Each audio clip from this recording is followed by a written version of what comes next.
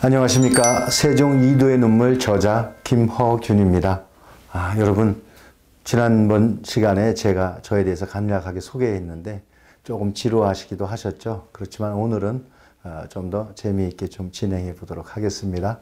자, 그러면 여러분들 오늘은 자음 배열 바로 알기부터 한번 제가 설명을 드려보도록 하겠습니다.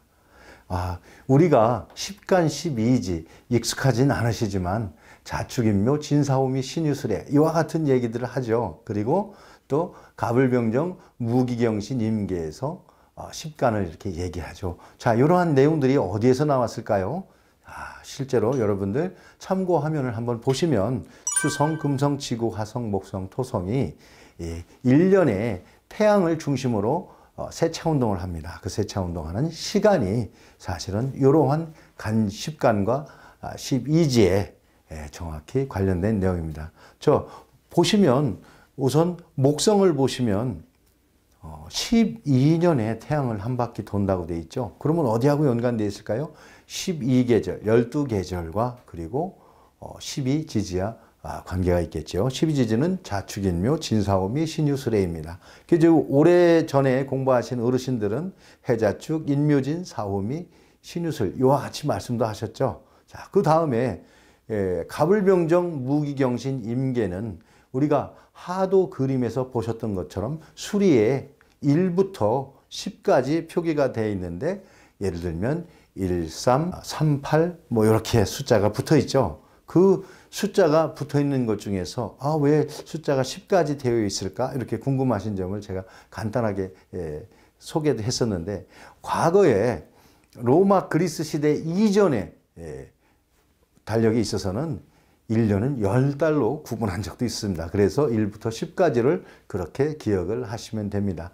만약에 참고 자료를 찾아보신다면 노물루스 달력을 한번 찾아보시면 10달로 구성이 되어 있습니다. 그때 제가 잠깐 소개한 내용이 왜 10달이냐? 나머지 2달은 황제가 자유롭게 이용했던 겁니다. 옛날에는 천문을 다루는 사람은 황제이고 그 정치자의 최고 리더였기 때문에 그와 같이 하였습니다. 자, 그러면 제가 자축인묘 진사오미 신유술의 가불병정 무기경신 임계를 자꾸 반복해서 말씀드리는 건 여러분도 귀에 익숙해지시라고 하는 거고요. 보조 화면에서 목성이 태양을 한 바퀴 도는 시간을 12년에서 12지지, 토성이 태양을 한 바퀴 도는 시간을 30년, 10년, 10년, 10년이 합쳐서 10간지. 우리는 3이라는 숫자 좋아하죠. 이와 같은 3세번이라는 것도 사실은 이런 천문과 관련된 얘기라고 할 수 있습니다. 자, 그럼 다음 페이지 또 보시면서 알아보도록 하겠습니다.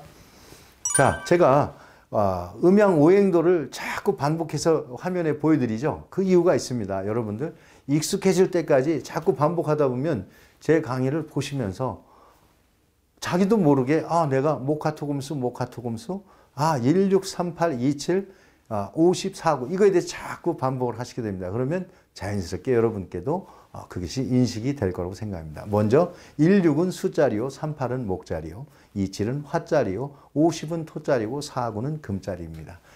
여러분들 공부하실 때 화면 잠깐 정지해 놓으시고요. 이 그림과 한번 비교를 해보시면 또 도움이 될 겁니다. 이러한 내용은 즉 하늘과 땅, 사람의 조화를 오행의 순행 원리에 의해서 조합해 놓은 것이 바로 모음자입니다. 그러면 모음자는 전부 11자라고 구성되어 있는데 천지인, 오와 우어, 요야, 유여. 자, 한 번 더 따라해 보시죠. 천지인, 오와 우어, 요야, 유여. 이렇게 11자로 구성이 되어 있습니다. 이것이 바로 모음이 배열 순서인데 하늘, 땅, 사람의 조화를 그대로 담은 글자입니다. 이 놀라운 글자를 이렇게 훌륭한 글자를 가장 과학적인 글자를 세종께서 과거 우리 조상들이 천문학을 열심히 익히고 또 후손들에 전해준 내용을 가지고 종합해서 만들어 내셨던 것입니다. 그럼 다음 장 한번 보도록 하겠습니다. 하도와 모음의 오행순행 원리라고 되어 있죠. 이게 여러분들 교재에는 147페이지에 있습니다. 자, 하도의 그림이 이와 같이 생겼습니다. 근데 하도의 그림이 원의 개수가 즉 숫자하고 동일하게 되어 있습니다. 즉 시각적인 거와 수리와 천문 이런 것들을 하나로 묶어두기 위해서 이렇게 하도를 만드셨고 이 하도는 우리가 흔히 테오보키가 만들었다 이렇게 알고 있지 않습니까? 그런데 테오보키 배달국의 5대 천왕의 아드님인 테오보키가 이것을 어떻게 처음에 입수하셨느냐? 하천에서 머리는 용이요, 몸은 말인 그러한 그 영물로부터 등에 지고 온 문양을 보고 이거를 찾으셨다 했습니다. 그렇다면 그 전에 있었던 것이 용마하도가 테오보키와 만나는 순간이지 아마도 그 전에 이미 우리 조상들은 1만 2천 년 전에 이와 같은 천문 내용을 이미 다 통달하시고 갈파하셨던 걸로 저도 생각이 됩니다. 자, 그럼 이 하도의 그림과 다시 반복되지만 목화토금서의 상생 좌행순행이 제가 보조 화면에서 보는 것처럼 구조가 이렇게 되어 있습니다. 첫째, 숫자리에 5가 되어 있고 이거는 수리 숫자는 1입니다. 그래서 훈민정음 원본에 보면 5는 하늘의 수로는 1이오라고 되어 있습니다. 그래서 하늘의 수로는 1이오라고 이렇게 본문에 되어 있는데 여태까지 우리 국어학자들은 이것이 뭘 의미하는지를 몰랐죠. 바로 본문과 요 내용과 하도를 견주어 보면 정확히 여러분도 이해하실 겁니다. 아, 저거다 하고 무릎을 치시게 될 겁니다. 자, 그러면 이 수리를 이렇게 표기했을 때 순서대로 읽어보면 상생, 좌행, 순행대로 읽어보면 오, 아, 우어 이렇게 되어 있습니다.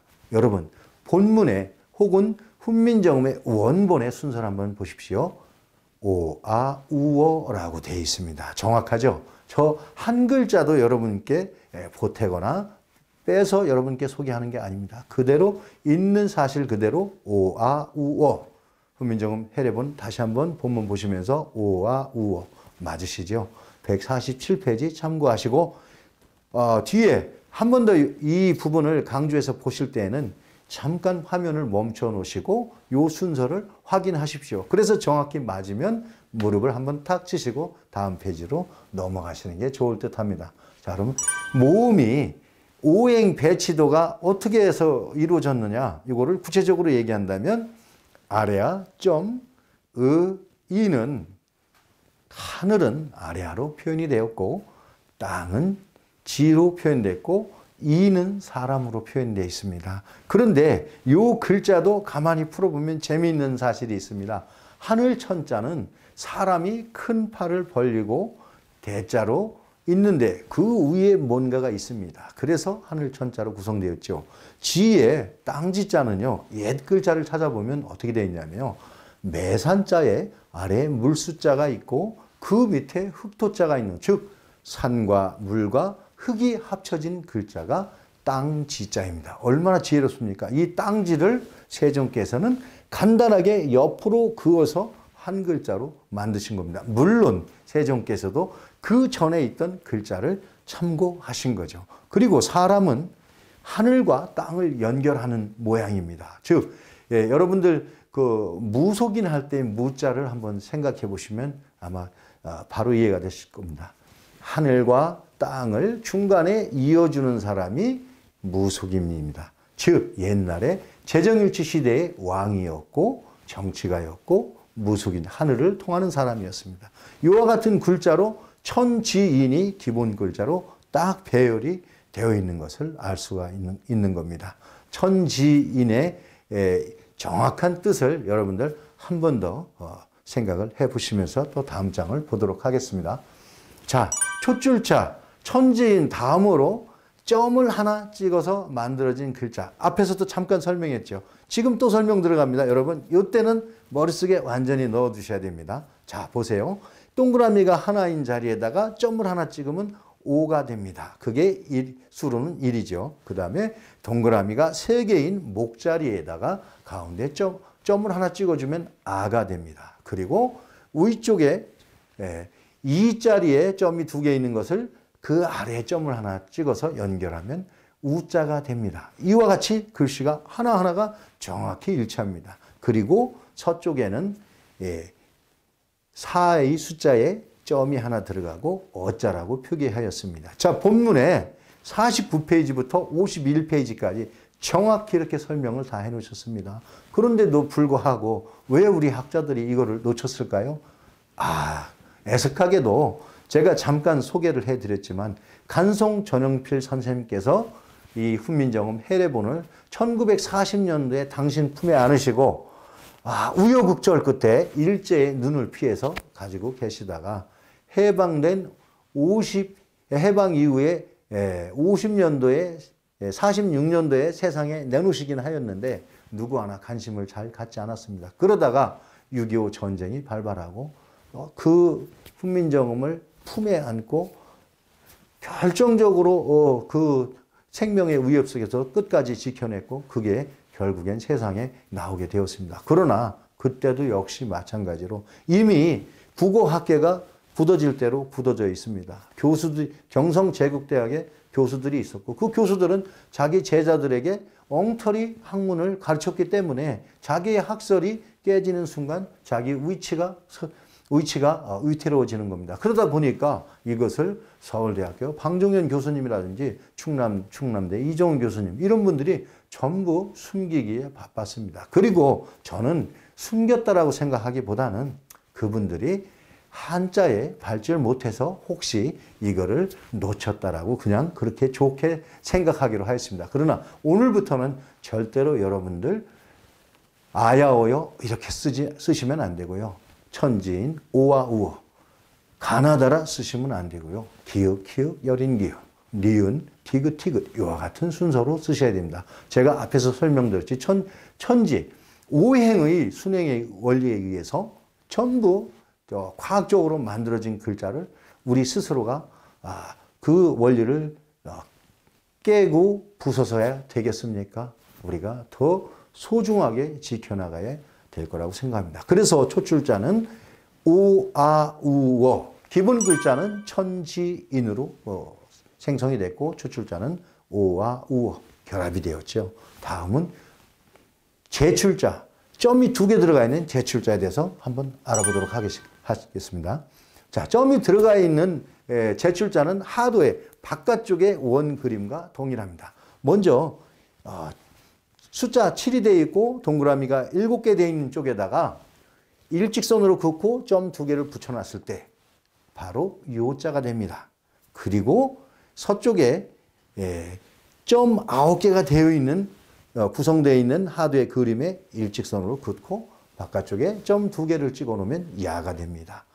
그리고 아래쪽에 점이 6개 구성되어 있는 것을 일직선으로 연결하고 점을 바깥쪽에 2개를 찍으면 유가 되고 그 다음에 여가 됩니다. 그래서 요, 야, 유, 여 이렇게 구성이 되어 있습니다. 이 설명은 훈민정음 원본에 제가 지금 현재 교재로 내는 해례본의 50페이지, 51페이지에는 정확하게 설명을 해놓고 순서도 다 맞춰놨습니다. 이것이 올바른 우리의 훈민정음이고 그리고 뜻이 한글은 가장 크고 위대한 글이라는 뜻이기 때문에 저도 주시경 선생님이나 최은배 선생님이 한글이라고 명명하신 것에 대해서는 저도 대환영하는 편입니다. 훈민정음과 한글 같이 쓰셔도 괜찮습니다. 그러나 이러한 천문지리 수리의 입각해서 만들어진 글자라는 거 이거는 잊으시면 절대로 안 됩니다. 이거를 꼭 기억해 주시기 바랍니다. 그래서 제출자까지 모음 11자를 해보면 기본자 아래야 천지인 천지인으로 시작해서 오아우어 초출자 제출자 요야 유여 이렇게 11자로 구성이 되었던 것입니다. 여러분들 여기까지는 절대로 제가 반복 학습을 계속 해왔기 때문에 어렵다라고 생각이 안 드실 겁니다. 여기까지 기억을 하신 걸로 제가 생각을 하고 한 번 더 마지막으로 더 짚고 넘어가면서 다음 장으로 넘어가도록 하겠습니다. 자, 한번 따라해 보시죠. 천지인 오아 우어 요야 유여 이것이 모음 11자가 되겠습니다. 자, 그러면 자음은 어떻게 구성이 됐을까요? 마찬가지입니다. 모음이 구성되어 있는 방향, 성질, 수리 이러한 모든 천문의 그 원리를 자음에도 그대로 배치를 시켰던 겁니다. 자, 그러면 자음은 어떤 원리에 의해서 배치를 시켰느냐? 우리가 상형의 글자다 혹은 어떤 음소 물자다 뭐 이런 얘기들을 국어학자들이 많이 하죠. 여러분들 쉽습니까? 괜히 어렵지만 하죠. 근데 오늘 저하고 한번 따라해 보십시오. 정확히 쉽게 금방 배울 수 있습니다. 자, 어금니 아, 혀설, 입술순, 이치, 목구멍 후로 되어 있습니다. 아설순치후 많이 들어보셨죠? 아설순치후 여기에 기읍과 디귿과 비읍과 지읒, 히읗을 다 넣어 놓으셨던 겁니다. 자, 근데 이것도 또 기역, 니은, 디귿, 리을 이렇게 배우셨지 않습니까? 그거는 오행의 원리가 또 깨지게 됩니다. 그러면 세종께서 원하셨던 천문, 하늘을 담은 글자의 원리가 깨지는 것과 똑같은 이치가 됩니다. 하늘의 원리를 지켜서 거기에 맞춰서 한번 제가 다시 한번 여러분께 강조해 보겠습니다. 아자의 위치는 동쪽에 해당입니다. 그러면 목, 화, 토, 금, 수는 아설, 순치우와 일치합니다. 거기에 있는 글자는 기읍, 설자의 디귿, 순자의 비읍, 치자의 지읒, 후자의 히읗. 이러한 글자들이 배열이 정확히 되어 있는 겁니다. 천문과 지리, 수리가 정확히 일치하게 되어 있습니다. 앞으로는 여러분들 조금 지금 현재로는 워낙 옛날 그 잘못된 학문에 제가 엉터리 학문이라고 하니까 일부 어떤 분들이 좀 표현이 과하지 않냐 하지만 저는 절대 그렇게 생각 안 합니다. 엉터리 학문에 여러분들이 익숙해져 있습니다. 엉터리 학문을 깨부수고 새로운 글자, 진짜 글자를 여러분들 배워 나가야 됩니다. 그럼 발성직언과 자음, 모음, 배치는 여러분들 교재 146페이지를 정확히 또 보시면서 한자 한자 맞춰보십시오. 제 얘기가 하나 그르지 않다라고 아실 겁니다. 그럼 다음 장을 또 보면서 설명을 이어나가도록 하겠습니다. 오행과 자음, 모음, 배치는 앞에서 설명한 것처럼 목화, 토, 금, 수 이렇게 되어 있습니다. 그런데 목자리에 있는 글자도 글자마다 음과 양을 정확히 배열해 놓으신 겁니다. 제가 양의 조화를 했다라는 것을 여러분께 이 페이지에서는 강조하기 위해서 설명을 드리는 겁니다. 자, 목자리의 아여는 음과 양, 그죠? 음과 양이 글자의 배열에 정확히 일치하게 다 되어 있습니다. 그러면 화자리도 토자리도 금자리도 수자리도 똑같습니다. 양의 조화가 정확히 맞았던 겁니다. 음양 여러분들 생각할 때 그거 어렵게 생각하실 필요 없습니다. 음양하면 제일 먼저 기억나는 게 뭘까요?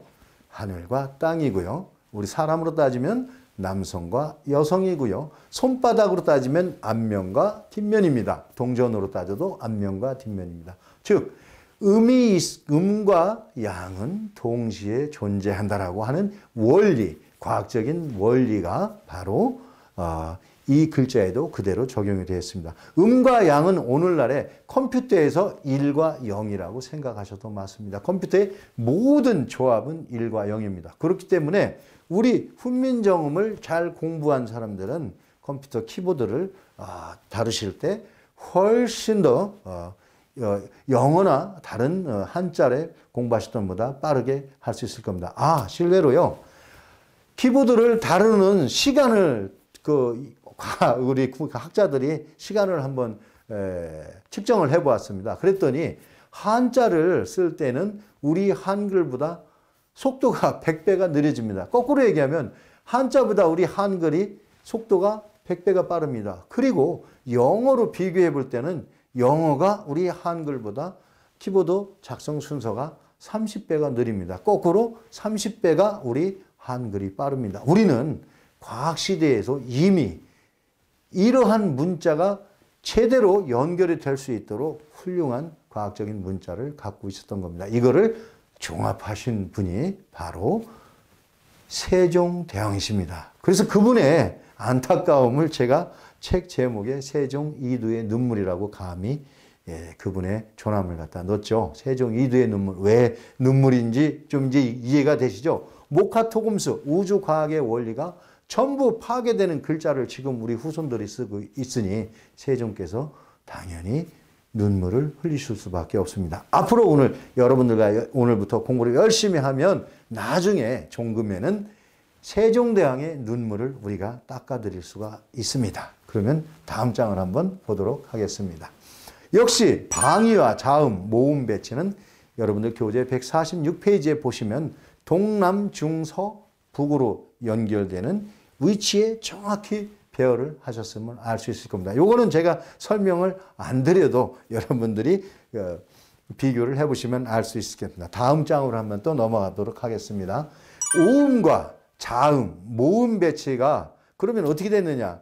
우리 소리와 말은 음률입니다. 즉 음률이라는 건 뭡니까? 오늘날 우리가 얘기하는 음악의 각 소리의 높낮이들을 얘기하는 거고, 이것이 학문적으로 얘기할 때는 사성칠음이라고 합니다. 여러분들 사성칠음에 대해서는 또 뒤에 제가 자세히 한번 설명을 할 것이기 때문에 오늘은 사성칠음. 사성칠음이 과연 왜 사성칠음이라고 하였느냐? 각치 궁상우 이와 같이 음률을 붙였기 때문에 그렇습니다. 예를 들면 말할 때 이렇게 소리를 높게 지르는 것을 상성이라고 합니다. 그리고 일정하게 하는 것을 평성이라고 합니다. 이와 같은 형태의 음운을 글자에도 그대로 다 담으셨습니다. 그래서 각치 궁상우, 우리 궁상각시호라고 많이 배우셨죠? 오늘부터는 각치 궁상으로 하셔야 됩니다. 왜? 목화토금수의 배열과 아설순치의 배열과 각치 궁상의 배열이 동일하고 그건 정확히 과학적으로 일치합니다. 그래서 오늘부터는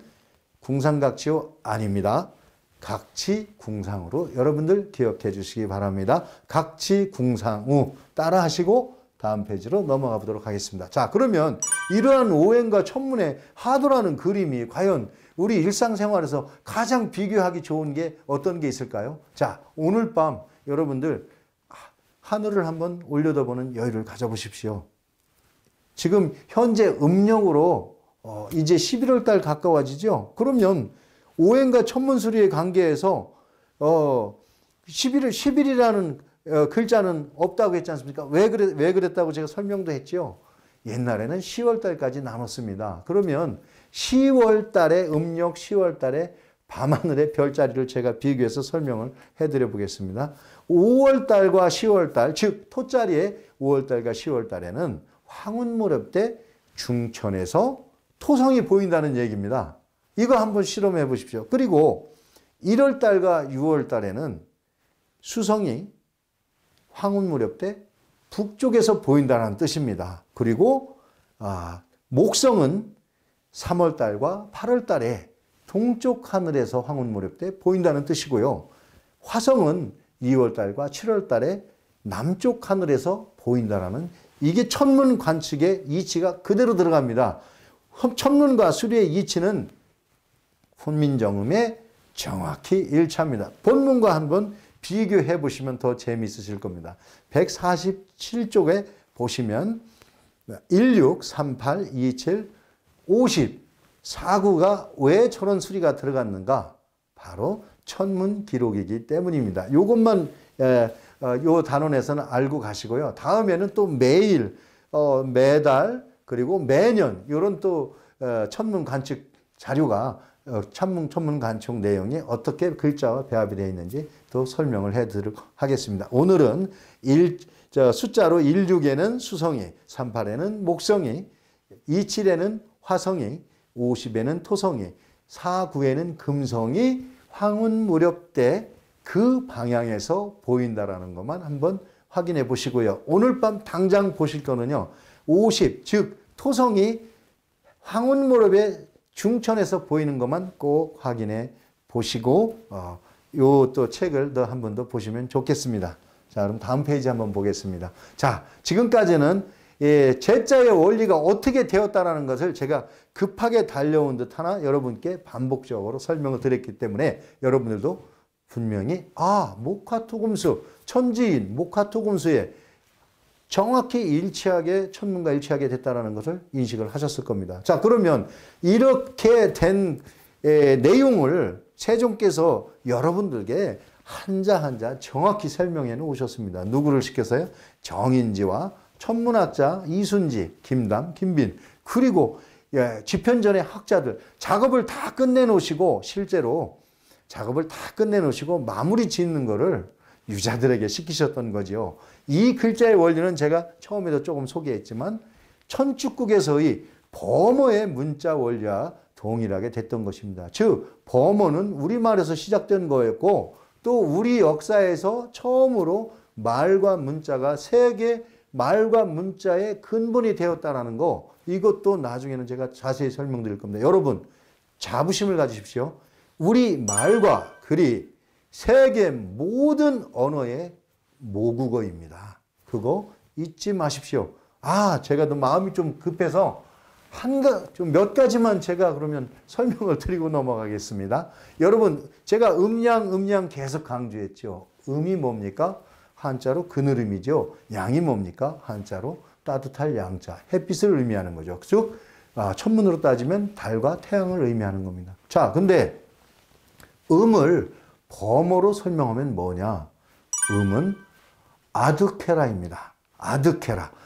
저 멀리 지평선에 아득하게 배가 지나간다. 이렇게 표현하죠. 아드케라가 잘 보이지 않는다. 그늘이 졌다. 이런 뜻입니다. 그것이 곧 음입니다. 범어로 아드케라는 문자를 써놓고 범어 문자를 써놓고 그걸 발음격으로 읽으면 아드케라입니다. 우리말입니다. 음은 우리말입니다.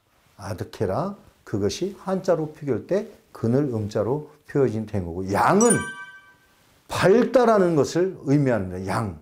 양은 햇볕이 훤하다. 그래서 우리가 이제 어떤 역사책에 보면 가끔 뭐 환국이다 이런 얘기들이 나오지요. 혹은 환웅천왕이라는 얘기가 나오죠. 혹은 조선이란 이름, 그 다음에 우리는 한국이라고 하죠. 조선의 조자, 한국의 한자, 환국의 환자, 환웅의 환자, 전부 그 뜻의 의미는 뭡니까?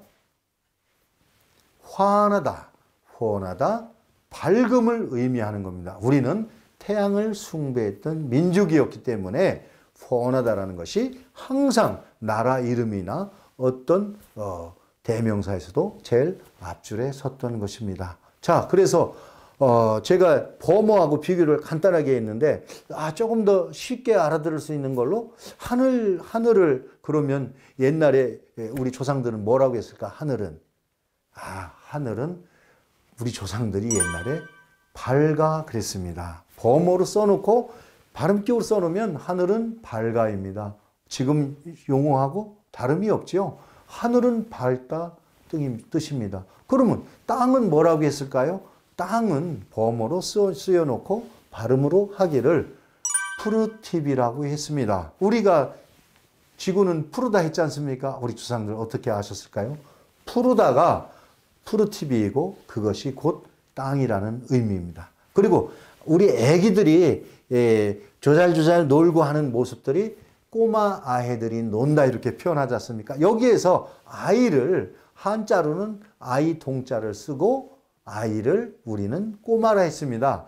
12,000년 전에 우리 할아버지들도 아이들을 꼬마라 했습니다. 저 바닷가에 가면은 서해안 갯벌에 꼬막이라는 작은 조개가 있죠. 옛날에는 조개는 피조개, 바지락 이런 조개들을 작은 조개들은 전부 옛날 어른들이 꼬막이라고 했습니다. 왜 그랬을까요? 작고 귀여운 녀석이 쏠쏠쏠 기어다니기 때문에 그랬던 겁니다. 자, 우리 말이 이와 같이 전부 한자, 범어, 심지어는 영어, 그리스어, 로마어, 프랑스어, 독일어에도 전부 우리말로 구성이 되어 있습니다. 이거는 제가 훈민정음 해례, 세종 이대의 눈물 강의가 끝나면 범어가 혹은 우리 문자가 훈민정음이 세계 언어를 주도하는 종주국의 모국어다라는 것을 제가 여러분들께 소개해 드릴 겁니다. 그래서 이러한 배경은 상고사로부터 해서 오늘날에 내려오는 시대의 나라 이름부터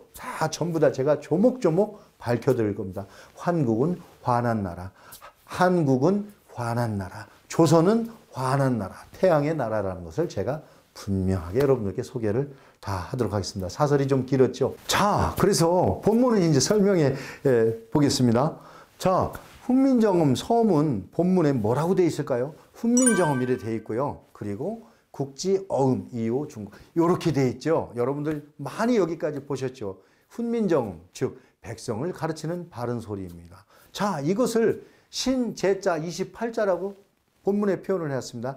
새로이 고쳐서 28자로 정립하였다라고 기억을 하십시오. 세종께서 신제 28자, 즉 새로이 고쳐서 28자로 정립하셨다. 그리고 다음 구절에 자방고전이라고 되어 있는 구절들이 또 본문에 나옵니다. 자방고전, 옛 글자를 모방하였다는 뜻이고요. 이것이 8페이지, 10페이지에 제가 설명을 해놨거든요. 자, 근데 자방고전을 어떤 사람들은 전자를 모방하였다 이렇게 엉터리로 해석하는 학자들이 많이 있습니다. 그렇지 않습니다. 자방고전이라는 것은 옛 글자에 있는 모든 글꼴들을 세종께서 전부 통합해서 가장 바른 표기로 그림을 그리셨다. 그래서 글은 그림, 그리다가 똑같다라고 제가 설명한 것과 일치합니다. 자, 첫 장에서 그러면은 나와 있는 내용들을 한번 소개하도록 해보겠습니다. 자, 자방고전. 자, 이 부분은 제가 본문을 여러분께 한번 읽어드리겠습니다. 왜 그러냐면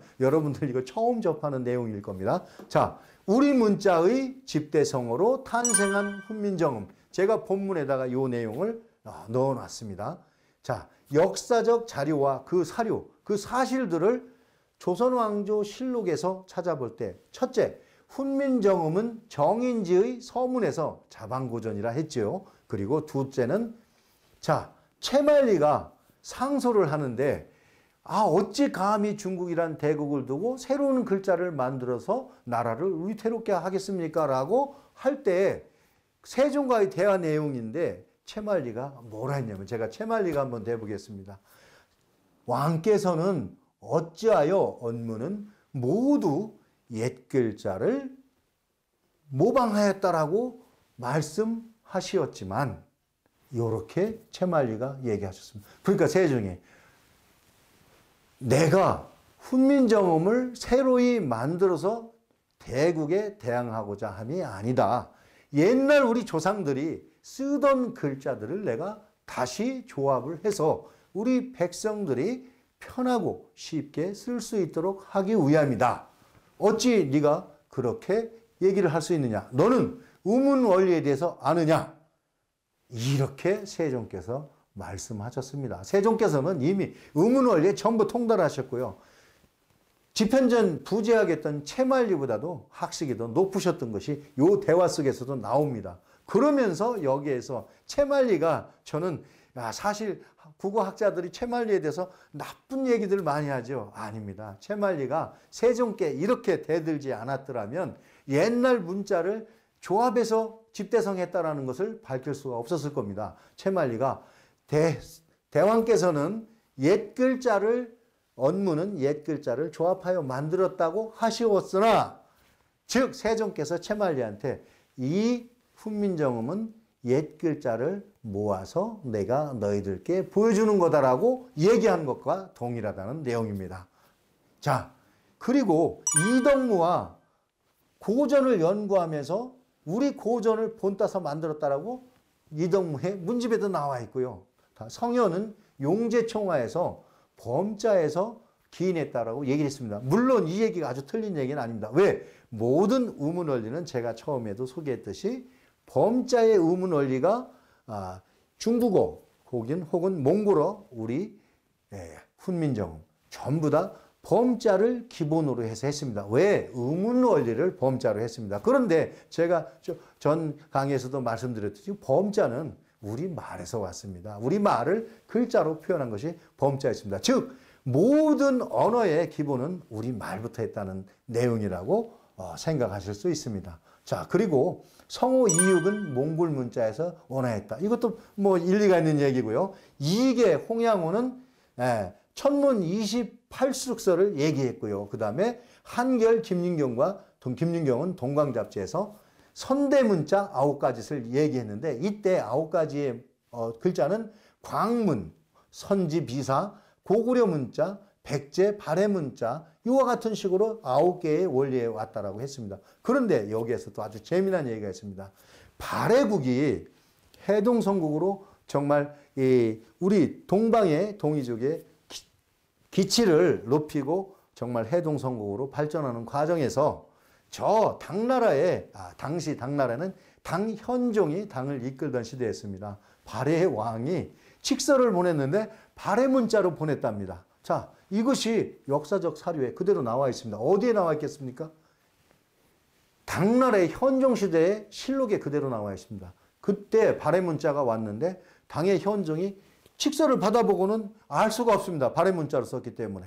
그래서 발해 문자를 잘 알 수 있는 사람을 찾다 보니까 이태백을 찾아나게 되었고, 이태백은 여러분들 아주 술 먹고 달을 좋아하는 사람으로 이해하고 있죠. 아니, 대단한 학자였습니다. 그분은 모든 우물 원리에 깨우쳐 있고 전 세계 언어를 거의 다 하실 수 있는 정도의 천재 언어학자였습니다. 근데 이태백은 역시 술에 쩔어 있었고요. 아이고 죄송합니다. 쩔어 있다라고 그냥 표현할게요. 그래서 고주망태가 된 이태백을 환관 고력사가 궁으로 불러들여서 신발을 벗겨주고 부축을 하여 자리에 앉히고 또 그 칙서를 갖다 해석하는 글자를 쓰기 위해서 먹과 벼루를 당시 최고의 미인이라고 소문난 양계비가 먹을 갈고 붓을 준비해드리고 태백에 시중을 들었다는 것이 당의 역사서에 그대로 나와 있습니다. 즉 뭐냐? 우리 문자가 그 전에 있었다라는 것이 완전하게 증명되는 그런 내용이 있습니다. 이런 얘기들을 다음 시간에 또 제가 자세하게 말씀을 드리는데 여러분들 생각하실 때 일단 당 현종 시절에 고력사라는 환관은 최고의 권력자였습니다. 최고의 권력자와 당 현종의 최고의 애첩인 양계비가 이태백을 모시고 칙서를 읽을 그런 환경이었다면 당시 발해가 그 위상이 얼마나 높았는가를 반증할 수 있는 겁니다. 자, 얘기는 여기서 잠깐 줄이고요. 자, 그리고 권덕규 권문에는 대동문자에 대한 내용을 신지문자라고 이렇게 표현을 했고요. 태백일사에서 일십당 이맥 선생이 신지문자를 얘기했으면요.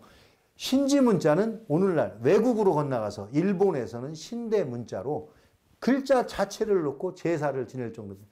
일본의 신사에서 최고 오래된 신사들은 아직까지도 우리 훈민정음과 내용이 비슷한 신지문자를 제문으로도 쓰고 그리고 제사를 지내는 기호로도 쓰고 있다는 역사적 사실 여러분들 꼭 기억해 주시기 바랍니다. 제가 이런 것도 나중에 참고 자료하고 전부 다 여러분들께 소개해 드리겠습니다. 그래서 우리가 얼마나 훌륭한 문자를 갖고 있다는 것도 다시 한번 여러분께 주지를 시켜드리고요. 그리고 고려시대에는 김의제라는 사람이 마찬가지로 신지비사를 강조했습니다. 그리고 조선 초에 양촌 권군이 또한 신지비사를 얘기했습니다.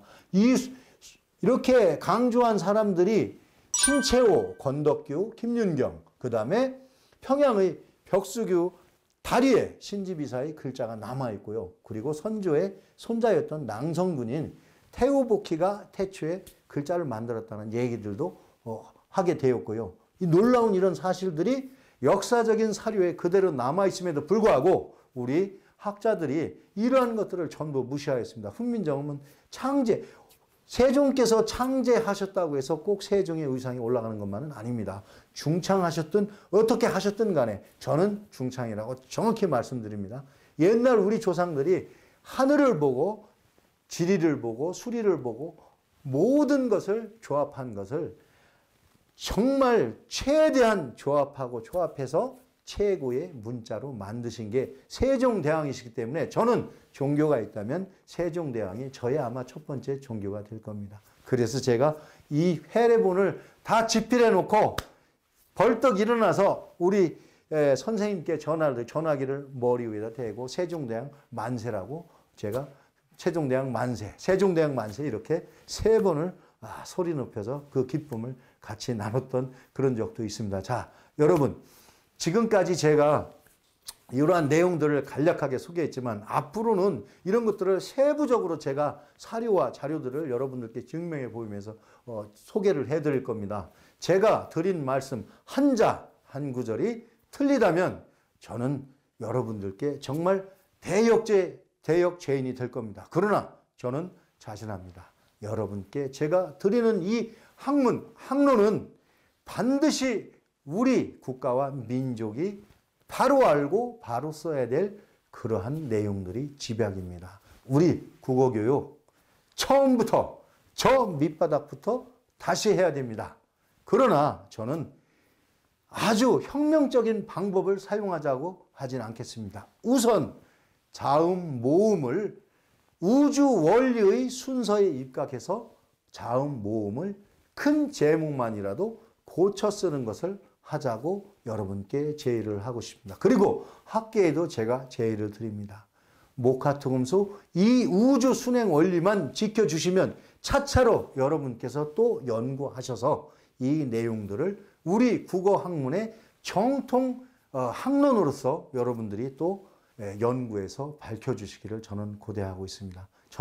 우리 대한민국의 국어학자들 여러분 저 소중하고 그분들의 실력을 저 믿고 있습니다. 여러분들이 저의 이런 선행된 연구 자료를 가지고 꼭 함께 해주실 것을 저는 믿습니다. 그리고 지금 현재 제 방송을 보고 계신 여러분들 중에서도 꼭 이러한 학문을 저와 함께 정말 이 진심을 다해서 하늘에 맹세코 이 학문을 이어나가 주기를 간절히 부탁드리겠습니다. 자, 오늘 강의는 여기까지 하고, 제가 이제 첫 강의에서 군 예복을 입고 나왔죠. 제가 1995년도에 이 책을 집필했기 때문에 그것을 여러분께 강조드리기 위해서 사실은 그렇게 예복도 입고 나와봤습니다. 그래서 보기 좋으신 분도 있으셨을 테고 조금은 부담스러운 부분도 있을 겁니다. 앞으로는 오늘 복장과 같이 편한 복장으로 여러분들 만나고 또